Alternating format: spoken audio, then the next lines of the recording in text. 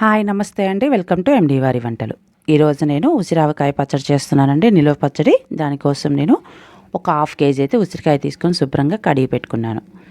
అదేవిధంగా ఉసిరికాయ మీద నల్ల నల్ల మచ్చలు అలాంటివి ఉంటాయి కదా, ఈ విధంగా వాటన్నిటిని చాకుతోటి ఆ పై పొర మొత్తం తీసేసుకోండి అన్నిటికీ. అదేవిధంగా ముచ్చికల దగ్గర నల్లగా ఉంది కదా, వాటిని కూడా షార్ప్గా ఉండే నైఫ్ తోటి రౌండ్గా అనేసుకొని తీసేసుకోవాలి. ఈ విధంగా అన్నిటినీ శుభ్రంగా ఏమైనా మచ్చలు ఉంటే తీసేసుకోండి. తర్వాతకి ప్రిపరేషన్ చూపిస్తానండి.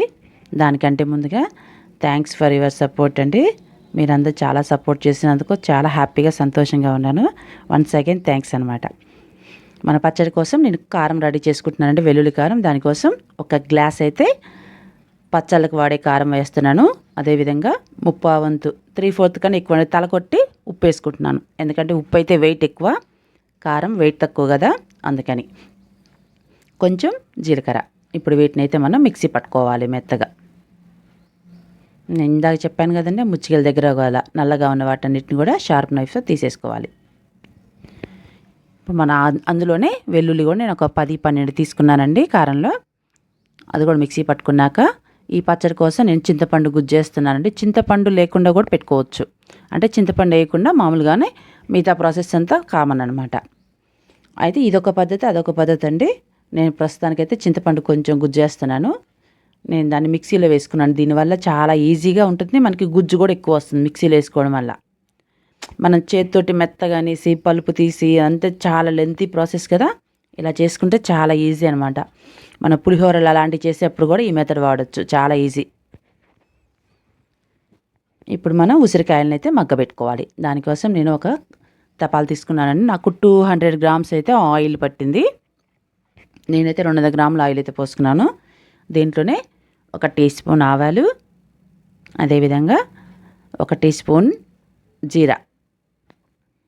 ఇది కొంచెం వేగాక ఇందులోనే రెడ్ చిల్లీ కూడా నేను స్ప్లిట్ చేసి వేసుకుంటున్నానండి. కొంచెం ఇంగువ వేసుకోవడం వల్ల ఏంటంటే మంచి సువాసన వస్తుంది, మంచి ఫ్లేవర్ వస్తుంది అనమాట మన పచ్చళ్ళకి. సో ఇవి వేగాక ఇందులో మీరు కావాలనుకుంటే కరివేపాకు వేసుకోండి, నేను అయితే వేయట్లేదు.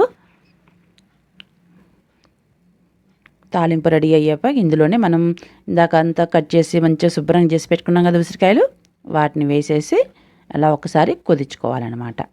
ఇప్పుడు దీని మీద ఒక గుంతగా ఉండే మూత అయితే పెట్టుకోవాలి, ప్లేట్. ఎందుకంటే ఇందులో కొంచెం వాటర్ పోయాలి. వాటర్ పోసుకోవడం వల్ల ఏంటంటే ఉసిరికాయ ఉడికేటప్పుడు ఆవిరికి అడుగంటకుండా మంచిగా ఉడికిపోతాయి. ఇందాక మనం చింతపండు గుజ్జు తీసుకున్నాం కదా, దాన్ని జల్లించుకోవాలండి. ఏమన్నా పీస్ అలాంటి వస్తే తీసేసుకోవచ్చని నేను ఇలా కొంచెం పోపు పెట్టే బాండిలో ఉడకబెట్టుకుంటున్నాను, కొంచెమే కదా అని. మీరు తపాలా అయినా సరే ఉడికించుకోవచ్చు. ఇందులోనే కొంచెం ఆయిల్ వేసుకోవడం వల్ల ఏంటంటే చింతపండు ఉడికేటప్పుడు అడుగంటకుండా ఉంటుంది. ఒకసారి కలిపేసుకొని మూత పెట్టేసి ఉడికించుకోండి దీన్ని కూడా.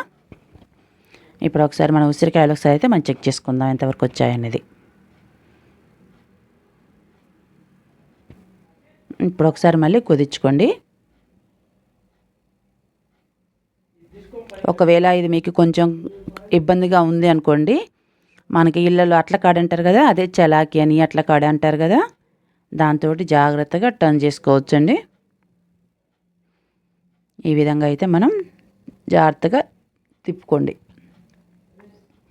ముక్క అనేది ఉసిరికాయ అనేది చితరకుండా మంచిగా అలానే ఉంటుంది. మీరు పిల్లలు తినరు అలా అనుకుంటే కొంచెం ఉడికిపోయాక మనం కొంచెం గంటితోటి అలా అనేస్తే చిన్న చిన్న పీసెస్ లాగా కూడా వచ్చేస్తుంది, ప్రాబ్లం ఏం లేదండి. ఇప్పుడు మళ్ళీ మూత పెట్టేసుకొని మళ్ళీ కాసేపు ఉడికించుకోవాలి. ఇప్పుడు ఒకసారి చెక్ చేద్దాం. చూసారా పగిలిపోయా నెర్రిచ్చినాయి, అంటే మన ఉసిరికాయ మగ్గిపోవడానికి ఆల్మోస్ట్ దగ్గరికి వచ్చాయన్నమాట. ఇంకొక 2 మినిట్స్ అయితే ఉడికించుకోవాలి. చూడండి, అదిగో మనం షార్ప్గా ఉండే నైఫ్తో కానీ ఫోర్క్తో కానీ అలా కూర్చున్నప్పుడు సాఫ్ట్గా దిగిపోయింది అనుకోండి, మన ఉసిరికాయ అనేది మంచిగా ఉడికిపోయాయి అని అర్థం. ఇప్పుడు మన పులుసు అయితే ఒకసారి చెక్ చేద్దాం. ఇంకా కొంచెం సేపు అయితే ఉడికించుకోవాలి, నీళ్ళు ఉన్నాయి. ఇక్కడ నుంచి ఇంకా మూత పెట్టుకొని ఉడికించుకోండి, తొందరగా గట్టిపడిపోతుంది అనమాట. మూత పెట్టకండి, మూత పెడితే తొందరగా మళ్ళీ నీరు వస్తుంది. ఇలా ఒకసారి సాఫ్ట్గా చూడండి, ఆల్మోస్ట్ దిగిపోయాయి. చూసారా? ఇంకొక నిమిషం ఉడికించుకొని మనం మంట తీసేద్దాం. ఇప్పుడు ఒకసారి మన పులుసు మూత తీసేసి ఉడికించుకుందామండి. అదిగా చూసారా, గట్టిపడిపోయింది. ఇలా ఉన్నప్పుడు ఒకసారి ఆపేసేసుకోండి. ఆపేస్తే ఏంటంటే తర్వాత చల్లారాక కొంచెం గట్టిపడిపోతుంది, అంటే చిక్కబడిపోతుంది. మన ఉసిరికాయలు కూడా ఉడికిపోయాయండి. ఇందులోనే కొంచెం పసుపు, అదేవిధంగా ఆవపిండి, మెంతిపిండి అండి. నేను ఆవాలు ఒక గ్లాస్ అయితే ఒక పావు గ్లాసు, మెంతులు తీసుకొని 2 కలిపి వేయించి పెట్టుకున్నానండి. దీంట్లో ఒక టేబుల్ స్పూన్ అయితే ఆవపిండి, మెంతిపిండి 2 కలిపింది తీసుకున్నాను. అదేవిధంగా నేను తీసుకున్న చిన్న స్పూన్ కానీ దీంతో ఒక 4 స్పూన్స్ దాకా చింతపండు గుజ్జు వేసుకుంటున్నాను. అదే మామూలుగా మన ఇంట్లో ఉండే టేబుల్ స్పూన్స్ ఉంటాయి, అంటే స్పూన్స్ ఉంటాయి కదా, టీ స్పూన్స్ కానీ ఒకే టేబుల్ స్పూన్ కానీ దాంతో అయితే ఒక 2 వేసుకోండి, సరిపోతుంది. ఇంకా కొంచెం ఎక్కువ వేసుకున్నా ప్రాబ్లం ఏ లేదండి. అది వేసుకోవడం వల్ల ఏంటంటే కొంచెం మళ్ళీ ఉప్పు కారాలు కొంచెం ఎక్కువ వేసుకోవాలి అంతే. ఒకసారి అంతా కలిపేసుకొని మంట తీసేసేయండి, సరిపోతుంది. ఇది కొంచెం చల్లారాక మనం ఇందాక మిక్సీ పట్టుకున్నాం కదా వెల్లుల్లి కారం, అదైతే యాడ్ చేసుకోవాలి మనం. నా వీడియో కనుక మీకు నచ్చినట్టయితే లైక్ చేయండి, సబ్స్క్రైబ్ చేయండి. ఇప్పుడు ఇందులో కొంచెం కొంచెం వేసుకొని కలుపుకోవాలి. ముందు కొంచెం కారం వేసుకొని జాగ్రత్తగా కలుపుకోండి.